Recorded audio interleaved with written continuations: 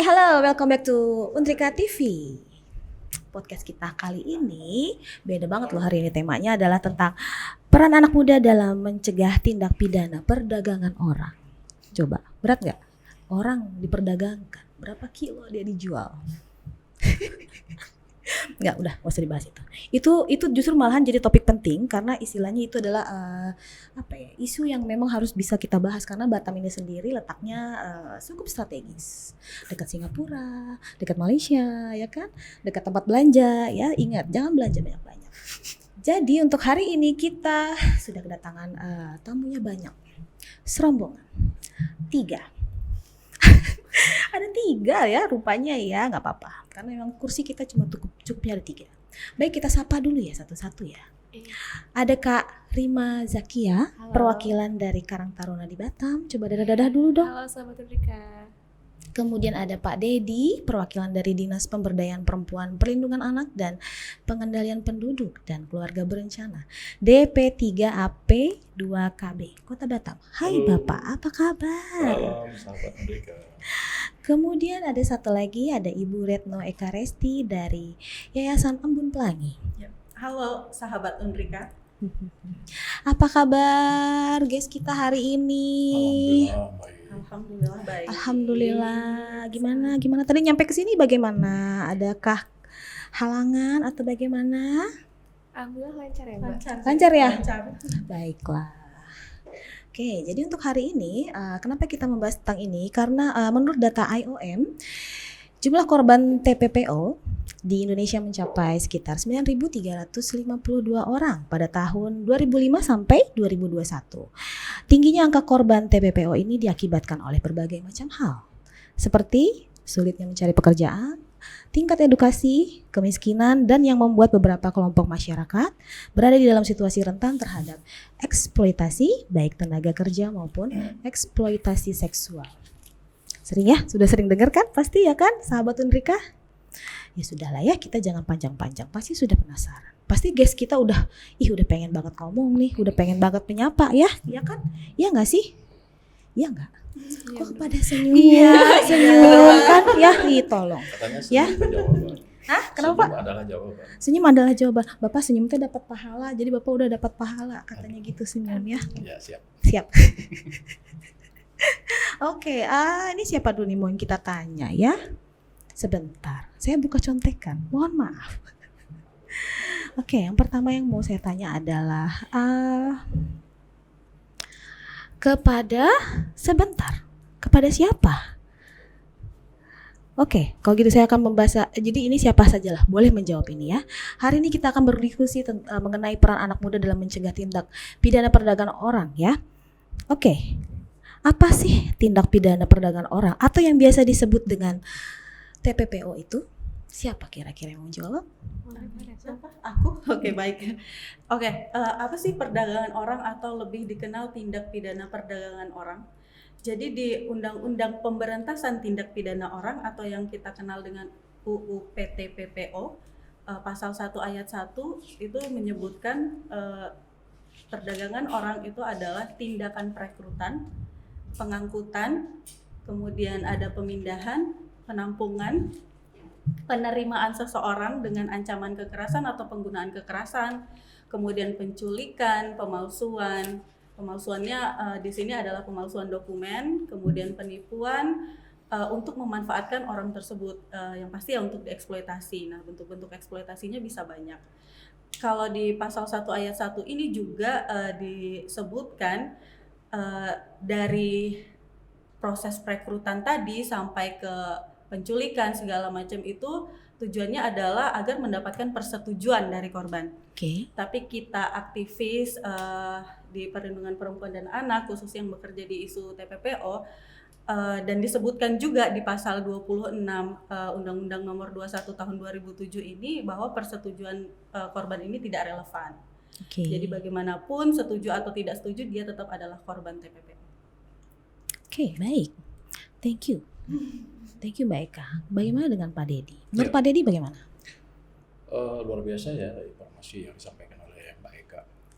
Begitu detailnya dia menghafal pasal per pasal itu. Iya, saya juga takjub Pak, benar. Mungkin secara khusus kita melihat TPPO ini, karena dibunyikan di situ kan tidak pidana. Betul. Artinya siapapun yang memperdagangkan orang itu hukumannya pidana. Itu udah diancam di awal. Artinya setiap orang yang memperdagangkan orang ini harus berpikir berapa kali melakukan itu. Nah, kemudian nggak sejogja aja juga orang memperdagangkan orang, jadi ibaratnya mengambil keuntungan atas diri orang lain tanpa persetujuan orang tersendiri. Artinya di sini konsep tentang trafficking itu betul-betul kita pahami, perdagangannya seperti apa. Nah, itu tuh harus betul-betul kita pahami. Apalagi ini kan kita inginkan itu gerakan untuk anak-anak muda ya. Makanya di dalam hal ini kita semangat sekali terhadap pertemuan ini ya. Saya semangat sekali karena berharap sih ada gerakan dari anak-anak muda terhadap TPPO ini sendiri gitu loh. Biar lebih aware gitu ya Pak ya. Betul. Mungkin itu sekedar awal dari saya. Karena mungkin bisa jadi anak-anak muda gampang terpengaruh kali ya Pak ya, atau gimana? Kalau kata Mbak Eka bagaimana? Maksudnya tuh anak muda tuh mudah terpengaruh, takutnya malah jadi korban itu sendiri malahan ya. Apa gimana? Kalau aku sih melihat situasinya sekarang mudah terpengaruh, kemudian mudah juga kena bujuk rayu, Betul. diiming-imingi, dijanjikan uang, kalau kerja di sini akan mendapatkan uang banyak, atau kalaupun misalnya tidak mendapatkan uang ke dianya, itu bisa diberikan ke keluarganya. Jadi modusnya itu ada banyak sekali.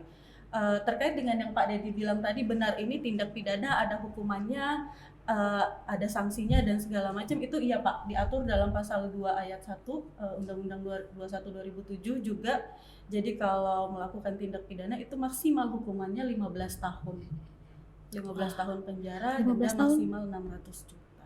Wah, lama. Lama. Iya. Tapi masih ada yang melakukan. Kenapa bisa begitu? Orang butuh kerja. Oke, Orang I butuh see. Jadi mungkin karena mereka pertama mungkin karena merasa terhimpit berarti ya. Baru setelah itu kayak terpengaruh lah jadinya gitu ya. Oke. Kemudian bagaimana sih cara menyadari dan mengenali bahwa sebuah tindakan yang istilah itu yang mungkin kita lihat atau yang terjadi di sekitar kita itu merupakan TPPO. Bagaimana itu caranya? Bisa mengenali? Ya mungkin ini ke saya. Boleh. Oh, iya. Mungkin ini kita melihat dari indikasi ya, indikasi mengarah ke arah TPPO.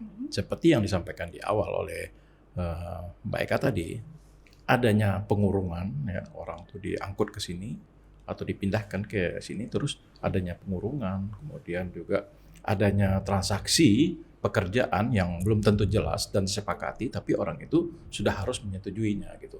Artinya dalam hal ini kita harus bisa melihat ranah atau daerah-daerah yang rawan. Seperti yang tadi disampaikan, di Batam ini mungkin banyak tempat hiburan. Nah itu betul-betul kita menjadikan perhatian terhadap ada nggak indikasi ke arah TPPO di sana, terutama bagi yang bekerja di situ. Kemudian selain itu di sana mempekerjakan perempuan dan anak nggak, kita lihat lagi. Jadi artinya ketika kita melihat suatu tempat, kita betul perhatikan yang bekerja di situ siapa, kemudian dia bekerja di situ atas inisiatif siapa dan pekerjaannya itu apa. Kemudian seperti juga di pelabuhan-pelabuhan kan kita harus awasi, karena itu kan banyak juga menjadi ranah tempat pengiriman orang ya secara sembunyi-sembunyi itu tadi. Terutama mungkin wilayah-wilayah ini ya mereka yang sekarang menjadi sorotan adalah pulau-pulau terluar yang menjadi tempat pengiriman orang secara sembunyi-sembunyi. Ilegal berarti. Ilegal. Artinya di saat itu orang tidak berpikiran daerah itu mungkin dianggap tempat kunjungan saja, padahal itu sebagai tempat transaksi pengiriman orang secara ilegal. Oke. Nah, kemudian seperti ini juga rumah-rumah kios atau rumah kos atau rumah-rumah liar yang jadi tempat penampungan. Jadi kita juga seperti Mbak bilang tadi, awareness setiap anak muda. Jadi artinya di dalam hal ini tidak hanya dibekali pengetahuan tentang TPPO anak muda, tapi kita tidak menginginkan anak-anak muda kita ini malah terjebak dalam hal itu gitu. Hanya gara-gara yang informasikan kata mereka mencari pekerjaan dan butuh pekerjaan. Betul. Bagaimana kalau menurut Kak Karima? Benar banget yang tadi Wak bilang, kalau misalnya kayak anak muda nih paling gampang kalau bujuk rayu dari teman-temannya, apalagi kayak di Batam, daerah yang sangat strategis sekali ya Betul, betul tadi sekali. benar banget sama Mbak hostnya. Em, Batam ini gimana ya? Untuk TPPO mungkin ada cukup tinggi ya. Jadi korban TPPO itu nggak cuman orang dewasa, anak-anak untuk dijual organnya juga ada. Jadi anak-anak, remaja, dewasa gitu. Jadi semua layer dari umur itu ada sebagai korban TPPO. Terus bagaimana sih anak muda menanggapi ini, kayak kok bisa ya kejadian TPPO ini marak gitu terjadi di wilayah kita. Em, karena tadi dijelaskan juga faktor dari kemiskinan, kurangnya pendidikan, terus kurangnya lapangan kerja yang ada di sini, dan ekonominya juga mungkin sulit juga seperti itu. Jadi apa sih peran anak muda yang bisa dilakukan untuk mencegah itu gitu? Ya dari Karang Taruna sendiri, saya kemarin baru ikut pelatihan di bulan November kalau nggak salah ya, dari IOM.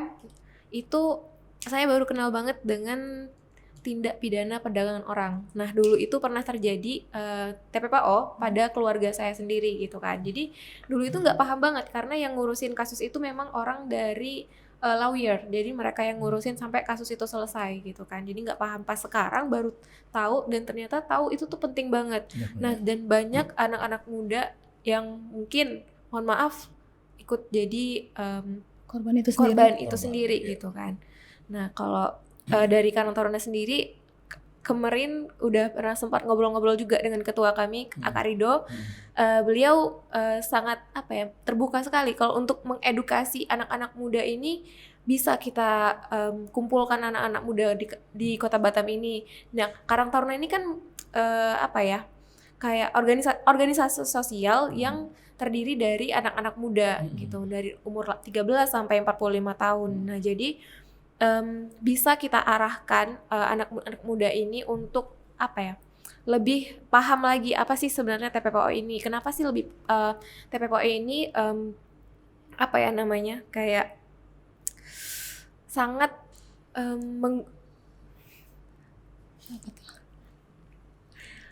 Agar anak muda mungkin bisa lebih istilahnya bisa membantu Ikut berperan ya, ikut berperan mencegah, juga gitu, mungkin mencegah kan, terjadinya TPPO itu. Nah biasanya kalau di daerah-daerah pesisir itu juga rawan juga ya untuk nelayan-nelayan yang dijual ke luar, di kota luar gitu. Betul Memang sekali. kalau boleh saya tambahkan, ada kasus anak di bawah umur itu jadi perantara. Ya, wah. Anak di bawah umur jadi perantara, tapi dia tidak menyadari kalau dia itu adalah perantara. Iya, betul. Bahkan dia malah mungkin kalau yang kayak begitu, kalau yang tidak menyadari, bukannya jadinya malah cenderung membela yang melakukan istilahnya itu yang malah pelakunya ya Pak ya, kalau nggak salah sih saya Jadi pernah. artinya begini, mengapa pentingnya edukasi yang disampaikan Betul. sama Mbak Risma tadi kepada anak-anak muda itu tadi betul. Ketika dia melakukan satu tindakan, dia tidak menyadari karena apa, dia mungkin pertama ya mencari nafkah ya, walaupun dia ada usia sekolah, tapi sambilan lah gitu, dia akan mungkin punya board ya. Terus yang kedua, dia ngebantu orang niatnya sih. Oh iya betul. Dia tujuannya sih ngebantu. Nah, gitu. Artinya memang dia tidak memahami. Nah, untung ada semacam pembelajaran dari IOM terhadap anak muda di Karang Taruna. Itu satu hal yang langkah yang bagus. Maka kemarin ketika ngobrol sama dari IOM, saya juga menyarankan tidak hanya anak muda, tapi ayo kita libatkan RT RW dalam sosialisasi ini. Karena setiap orang harus awareness itu tadi, harus tahu, iya, harus betul. memahami itu konsep tentang PPO dan bagaimana langkah-langkah pencegahannya. Betul sekali. Karena nanti yang takutnya kita seperti yang disampaikan Mbak tadi adalah anak-anak generasi ke depan yang akan terancam. Ini. Iya, benar banget. Betul, karena kan memang pengaruh gaya hidup zaman sekarang terutama ya kan ya Pak ya. Ya kan betul ya. Kadang anak muda pengen TikTokan atau pengen followersnya banyak gitu. Tapi kan kadang mereka sendiri kadang istilahnya itu kan mereka mungkin belum punya cukup uang untuk memiliki HP yang mahal ya kan ya Pak ya. Justru yang kadang pengennya mereka ada perasaan diakui gitu ya kan. Oh HP ku bagus loh guys gitu kan istilahnya gitu. Tapi ya gimana caranya, justru mereka malah jadinya terpengaruh ya Pak ya. Malah terbawa menjadi korban. Begitu ya kan ya Pak ya. Betul sekali. Tambahan juga Mbak, selain anak-anak yang bisa jadi korban kemudian dia menjadi pelaku, karena mungkin sebelumnya dia adalah korban, yang harus kita sadari juga, ibu-ibu juga seperti itu Pak. niat membantu ibu-ibu yang lain mendapatkan pekerjaan, Terus? tapi ternyata dia nggak tahu kalau proses dan caranya itu ternyata tidak benar.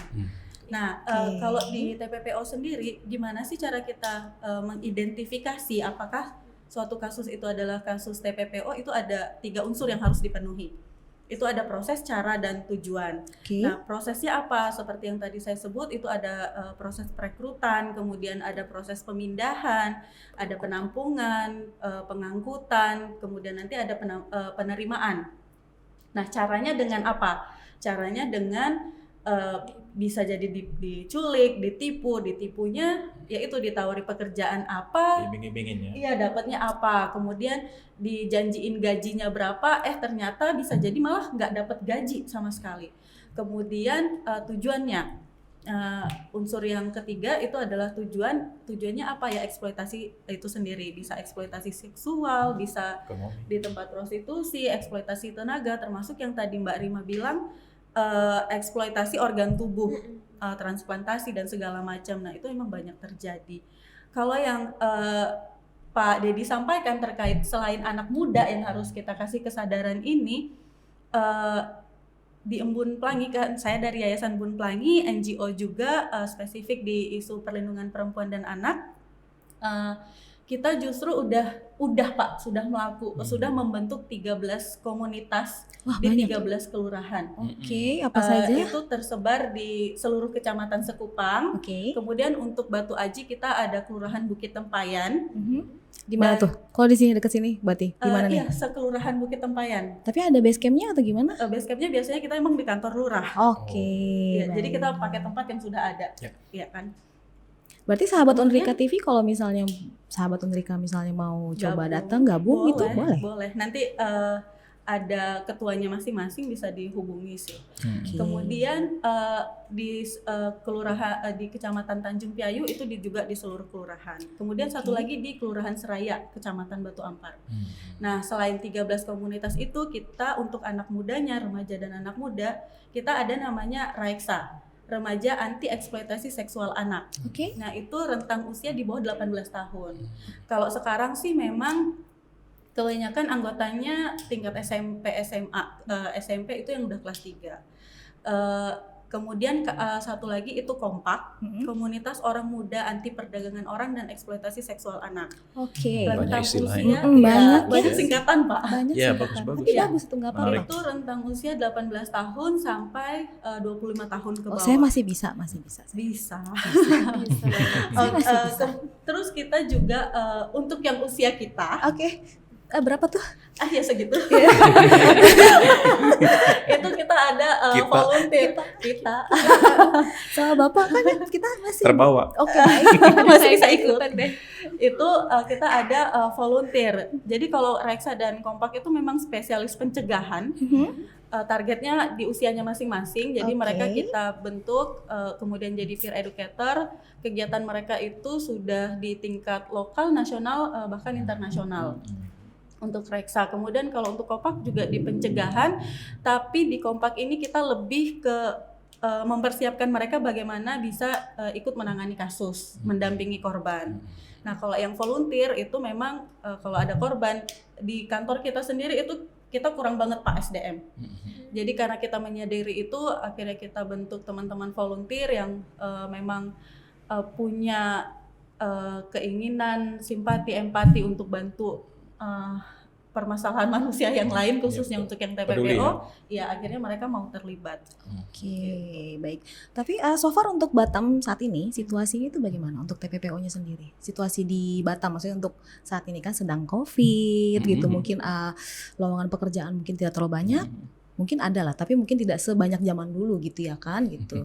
Mungkin nanti juga akan ada penerapan PPKM atau bagaimana gitu ya kan. Itu bagaimana? Apakah situasinya sekarang terkendali atau bagaimana so far? Ya kalau kita berbicara itu kan kita harusnya berbicara angka ya, Iya. data-data segala macamnya yang berkaitan dengan itu. Cuma sedikit mungkin saya mensikapi yang disampaikan Mbak Eka tadi ya, dengan aktivitas dan bentuk kelompoknya yang Iya, sangat banyak, menarik ya. banyak ya. Kemarin di dinas kami ya P3 P2KB kita juga membahas yang berkaitan dengan kelurahan-kelurahan itu. Iya. Cuman saya pingin bisa nggak lebih spesifik, karena kalau di kelurahan kan biasanya teman-teman itu kan berganti orang. Iya. Dan betul. itu permutasian kan cepat sekali berjalan. Artinya ketika kita melibatkan RT kan, kita cari RT yang memang orang tempatan di situ. Iya. Jadi dia tidak pos, tidak pindah ke depan, tidak. Jadi dengan mereka jadi orang di sana, memang asli orang sana, kita libatkan sikap mungkin keinginan untuk melakukan gerakan yang lebih lagi ya terhadap empati tadi, atau gerakan peduli terhadap manusia yang lain, itu mereka lebih inilah ya, lebih tertantang gitu. Nah, kita itu yang mestinya ke depan bisa kita rangkul gitu. Ya, itu Kalau- jadi tantangan sendiri sih, Pak. Iya, jadi tantangan sendiri. Kemudian berkaitan dengan apa nama tuh yang disampaikan tadi, saat ini apakah Situasi? TPPO itu terkendali atau segala macamnya kan? Kalau kita kan tentu akan berbicara angka, data iya, segala macamnya. Soal betul. terkendali dan tak terkendali, kita nih sedang bekerja nih gitu ya. Mereka ya dari Embun Pelangi juga sedang melakukan aktivitas pemantauan. Kita juga melakukan aktivitas pemantauan. Oke. Ya itu informasi ya, kalau misalnya terkendali dan tidak terkendalinya kita kan tidak bisa memastikan. Bahasa terkendali itu situasi yang kira-kira bisa diamankan, tapi ini kan TPPO kan sesuatu situasi yang Nggak bisa kita kendalikan. Iya. Iya, betul, betul, betul. Di Jadi luar, kapan saja ya, Mbak? Iya. iya, betul, betul. Malah kadang tertutup malah jadinya ya kan, Tertutup, maksud- terstruktur. terstruktur. Bisa ya, terstruktur. Memang terstruktur. Iya memang terstruktur. Makanya yang disampaikan Mbak Ika tadi Iya, seperti jalinan kerjasama, bukan kerjasama jadi istilahnya itu ya, sindikat ya. Sindikat. Sindikat mereka itu sudah itu. Nah, orang-orang ini yang mestinya kita betul-betul perhatikan betul. Seperti host tadi bertanya, indikator atau indikasi kita melihat orang-orang seperti itu, pengawasan seperti apa. Nah, itu yang kita harus perhatikan. Daerah rawannya itu di mana. Terus gerakan-gerakan yang bisa kita curigai. Nah, seperti tadi yang saya sampaikan, daerah-daerah pulau terluar kita itu betul-betul diawasi. Karena aktivitas masyarakat di sana kan kita tidak bisa membatasi, tapi bagaimana kita bisa membedakan. Nah, seperti itu. Oke, Untuk baik. korban TPPO sendiri sih memang kalau kita bicara Batam ya, Iya. tadi Mbak juga bilang Batam dekat sekali dengan Singapura dan Malaysia. Terus lebih kepada ini sih Mbak, aku melihatnya Batam ini selain jadi tempat transit, itu juga ternyata jadi tempat tujuan. Kebanyakan korban TPPO itu justru korbannya bukan dari Batam, Ya. tapi berasal dari wilayah lain. Berarti mereka dibawa ke sini Ya, gitu. transit. Kita ini daerah transit seperti tadi itu. Karena daerah kita strategis, Iya. ya. Ada penampungan. Nah, kalau biasanya kalau misalnya nih mereka tujuannya tuh tadi adalah ke Malaysia atau ke Singapura. Namun karena terkendala pengurusan paspor dan segala macam, akhirnya tidak bisa berangkat. Mereka stuck dong di sini. Daripada stuck di sini nggak ngapa-ngapain, dieksploitasilah mereka di sini. Nah, kebanyakan memang yang kita tangani itu eksploitasi seksual, baik anak maupun dewasa. Kenapa akhirnya mereka dieksploitasi di sini? Yaitu tadi dari daerah asalnya mereka tuh udah banyak banget dimodalin. Modalnya ini kayak tiket pesawat, tiket kereta, taksi dan segala macam, itu yang bayar adalah si trafficker ini dengan jejaringnya. Yang kita Sehingga bilang setelah sindikat sampai di tadi. sini tuh yang dianggap hutang Iya. dan harus dibayar. jadi mereka tuh kayak dibikin kamu punya hutang nih, balas budi Iya, dong sama iya. saya gitu. Kalau kamu nggak bisa Oke. bayar, kamu nggak bisa pulang. Oh my god.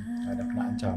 Kemudian ini Diancam. berkaitan dengan data tadi, mungkin sedikit saya sampaikan Simponi, dari data Simponi PPA, Boleh? itu yang kasus anak di 2021 itu ada 96 orang Cukup tinggi ya. yang anaknya Yang itu. anak. Anak di bawah umur tuh? Iya. Wah. Kalau namanya anak tentu di bawah 18 tahun Iya. dong. Saya juga masih anak. Sesuai. Baik. Belum baik. belum jadi istri orang. Oke, baik. Anak ibu dan Kemudian bapak. Iya, di oke. sini juga ada yang berkaitan dengan kasus KDRT 30 orang, terus berkaitan dengan trafficking juga itu ada 9 orang gitu. Jadi artinya dalam Banyak. ini data yang ada di Simponi kita. Iya. Ini baru data di kita, belum lagi dari teman-teman LSM yang lain yang Betul, bergerak hal betul. yang sama. Kita kan bergerak sama-sama, saling koordinasi, nah seperti itu. Oke. Bagaimana dari Karang Taruna? Apakah ada tantangan setelah mendengar penjelasan dari Pak Dedi dengan Mbak Eka? Cukup menantang berarti ya. Cukup untuk- menantang. Iya, harusnya menantang. dari jauh-jauh hari mungkin Karang Taruna ini bisa lebih apa ya, berperan aktif untuk tindak Tindakan TPPO. ya, tindakan PKPO ini untuk peningkatan kesadarannya sendiri, itulah pentingnya gitu kan. Jadi mungkin kedepannya Karang Taruna kan dari Yayasan Burung Pelangi kan udah buat apa ya, kelompok-kelompok kecilnya di setiap kelurahan. Mungkin nanti dari Karang Taruna bisa diajak kolaborasi lagi Dan di gimana tiap sih? kelurahan itu ada teman-teman Karang Taruna juga yang terlibat. Yang terlibat ya. Seperti itu. Babin Kantipmas juga terlibat Oh, di oke. dalamnya. Ya, saya mengapa respect Oke. kepada anak-anak muda, karena anak muda ini lebih mudah ya memberikan semacam penyampaian kepada seusia mereka atau peer group ya istilahnya ya. Atau mungkin yang lebih muda dari seperti adik-adiknya. Jadi bahasa mereka lebih nyambung dibandingkan kalau kita yang mungkin ya ini Kalau kita menyampaikan. nyampein mungkin lebih kayak ceramah ya, Iya, Pak. bisa ceramah, nasihatin atau apa. Nasihatin. Tapi kalau mereka mungkin dengan bahasa update sekarang gaul-gaul gitu ya, lebih nyaman. Jadi makanya saya bilang ini sangat luar biasa. Dan saya harus bisa masuk itu ke dalam anak muda ini untuk memberikan pemahaman tentang TPPO ini gitu. Cuman tinggal nunggu aja waktunya. Iya, nanti kita undang Pak. Siap. Karena kita mungkin beda generasi kali ya Pak. Itu. Kalau bicara kita jangan bawa. Lu sama Saya. gua beda. Iya, baik. Oke, baik ya kan. Apakah ada pesan-pesan bapak-bapak, ibu-ibu untuk sahabat Unrika lah ya tentang TPPO ini sendiri? Kalau saya dulu atau siapa dulu? Boleh. Pak. Atau kita mau hompila dulu siapa duluan? Boleh. Ampun DJ.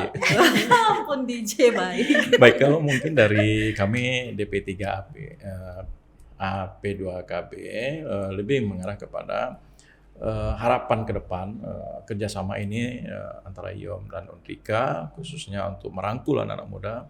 Kita lebih gencar gitu, kita bikin program-program yang ibaratnya lebih menyentuh ya kepada anak-anak muda dan lebih nyaman, soft gitu terhadap bagaimana kita mengkomunikasikannya. Mungkin kita bisa ambil misalnya dengan beberapa pengurus, tapi beberapa pengurus ini nanti akan menyampaikan kepada kalangannya gitu. Nah ini yang strategi ini yang perlu kita rancang ke depannya. Mungkin saran saya gitu untuk menurunkan angka TPPO ini gitu. Pak, terus juga bagaimana ini ya sambil Bapak ngasih pesan, bagaimanakah cara misalnya nih, misal sahabat Unrika tiba-tiba melihat suatu tindakan TPPO, bagaimana cara melaporkannya Bapak? Sekalian Bapak sampaikan. Cara melaporkannya, maksudnya menghubungi kemana gitu loh. Apa masa menghubungi Pak Dedi gitu atau gimana gitu? Why not? Oke, nambah nanti followers Bapak. Jadi Ya baik, kalau untuk anak-anak muda yang bersemangat dan peduli terhadap kehidupan orang lain, yuk kita sama-sama menginformasikan apabila di lingkungan kita terindikasi dan atau tidak hanya di lingkungan kita, tapi kalau ketika kita melihat ada indikasi-indikasi mengarah kepada TPPO, bisa menghubungi kami di dinas ini ya, di dinas pemberdayaan perempuan.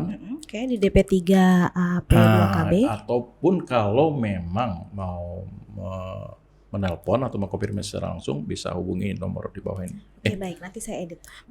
Belum ada nomornya. Belum ada nomor. Belum nanti. Dia terbang, Pak. Nah, dia ada. Cim, salah Cim. Oke, dari Mbak Eka, bagaimana Mbak Eka pesan-pesan dari Yayasan Embun Pelangi sekaligus juga bagaimana cara bisa tuh sekalian menyampaikan, siapa tahu cara pelaporannya juga beda, siapa tahu gitu ya. Kalau aku sih pengen nyampein untuk sahabat Unrika, bijak dalam memilih pekerjaan, dalam menerima pekerjaan. Yang pasti kita harus pelajari kontraknya kalau memang ada kontraknya, dan jangan pernah percaya dengan pekerjaan yang dijelaskan babi bu bebo tapi tidak ada wujudnya berupa kontrak sih. Dan yang jelas perusahaan yang merekrut, teman yang mengajak itu harus dipastikan bahwa perusahaan itu legal, ada legalitasnya. Dan kalau misalnya teman-teman sahabat Unrika menemukan adanya indikasi terjadi TPPO, teman-teman Unrika bisa hubungi hotline Yayasan Embun Pelangi itu di 0852 6438 6557. Itu aktif 24 jam. Tapi kalau laporannya malam mungkin akan kita tindak lanjuti besok harinya. Oke, baik. Terima kasih. Itu ada WA-nya? Ada Oh, WA-nya. ada WA-nya. Oke, baik. Terima kasih. Satu lagi dari Karang Taruna. Bagaimana dengan Karang Taruna? Ya hampir sama juga untuk menyimpulkan dari Pak Dedi dan Mbak Eka ya. Diingatkan juga ke teman-teman anak muda sahabat Unrika sekalian, kalau TPPO ini sangat berbahaya dan merugikan juga buat kita-kita anak muda yang kalau udah menjadi korban, banyak banget dampak buruknya untuk kita sendiri gitu dan orang lain di sekitar kita. Jadi pesan-pesannya ya untuk lebih berhati-hati dalam menerima informasi. Kalau ada informasi, kalau mau yang lebih pasti datang aja langsung ke kantor Dinas Ketenagakerjaan. Itu biasanya ada info-info pekerjaan dari luar, misalnya untuk pekerja migran Indonesia. Kalau butuh bantuan juga, misalnya Karang Taruna juga siap mendengarkan sih keluh kesah dari teman-teman. Nah, insya Allah mudah-mudahan kita bisa bikin pertemuan-pertemuan selanjutnya untuk sharing-sharing tentang TPPO ini lagi. Apa Karang Taruna menerima curhatan orang yang jomblo? Alah. Tolong. Tambahan kalau misalnya memang ada yang curhat ke teman-teman Karang Taruna, kemudian butuh penanganan terkait kasus TPPO-nya atau eksploitasi seksualnya saja, kan kita udah saling kenal nih, mungkin bisa rujuk ke kita atau rujuk ke DP3. Iya, kita punya namanya UPTD, BPA, bisa nanti kita konseling di situ. Kita siapkan juga psikolog di situ. Boleh. Tidak hanya kasus TPPO ya Pak, tapi yang berkaitan dengan perempuan dan anak. Benar. Oke. Oh ya, sekedar tambahan lagi ya. Mbak Rima jurusan apa? Kuliah di Unrika? Pendidikan Bahasa Inggris. Pendidikan Bahasa Inggris tahun berapa masuknya? 2019. 2019 ya. Jadi untuk sahabat Unrika yang lainnya, tuh lihat. Mahasiswi Unrika loh ya kan, keren banget gak sih? Yuk kita gabung dong, kuliah dong di Unrika ya sekalian. Saya sambil promosi nih ya, penerimaan mahasiswa baru Unrika. Wah. Oke, baik. Kemudian juga kerjasama kali ini Unrika bersama IOM. Untuk teman-teman juga bisa menghubungi hotline kalau misalnya misalnya nih ya, melihat indikasi TPPO, bisa menghubungi di 0812 8242 0024. Nah, nanti semuanya akan ditampilkan di layar. Dan juga untuk info-info lebih lanjutnya juga akan ditampilkan di Instagramnya Unrika di @unrika.ac.id. Oke? Terima kasih loh guys hari ini, ya Allah, luar biasa. Terima kasih. Kami sangat senang sekali Terima dan kasih, bangga terima diundang kasih. di sini. Iya, Bapak luar biasa. Nanti kalau misalnya diundang lagi, Siap. datang lagi dong. Datang lagi dong. Kita Sangat, nanti sangat pakai bahasa sekali. Sunda ya Pak ya. Bikin podcast bahasa Sunda gitu ya. Iya. Gitu ya Allah, bisa begitu. Ini Oke. bumi Melayu, kita berbahasa. Oh iya juga ya Pak, nggak apa-apa kita kenalin Sunda seperti ini. Oh ya Allah. Oke, sahabat Unrika jangan lupa di like, di subscribe dan juga di share ya video-video dari Unrika TV. Nanti akan ada lebih banyak lagi podcast-podcast selanjutnya. Jangan lupa jaga kesehatan, terus juga sesuai dengan pesan-pesan dari Pak Dedi, Mbak Eka dan juga Kak Rima, berhati-hati ya. Jadi anak muda juga harus tetap aware dengan apa yang terjadi di sekitarnya ya. Jangan sampai ada terjadi TPPO ya.